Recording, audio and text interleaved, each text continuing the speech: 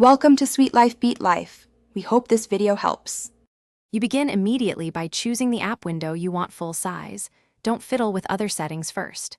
Click the green traffic light button at the top left of the window or press Ctrl-Command-F. That is the built-in full screen command. Once done, the app moves to its own space and the menu bar hides. This is how Mac OS gives you all available pixels. Make sure the window is focused when you trigger it, because background windows won't change. Once your app is full screen, verify the screen scaling so content fills the display without clipping.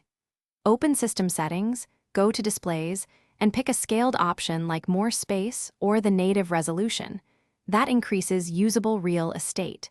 If you need precise pixel choices, hold Option while clicking Scaled to reveal exact resolutions. Make sure color profiles and night shift are set how you prefer, because visual changes can affect perceived size and layout when apps enter full screen. To finish, organize your full screen space with Mission Control, swipe up or press F3, and optionally use Split View if you need two full windows side by side. If an app won't enter full screen, make sure System Settings Desktop and Dock Mission Control has displays have separate spaces enabled. This often fixes multi-display and app behavior. If it still fails, exit full screen, quit and relaunch the app, then retry Ctrl-Command-F. That resolves most stuck states. Thanks for watching. Consider subscribing if we helped you.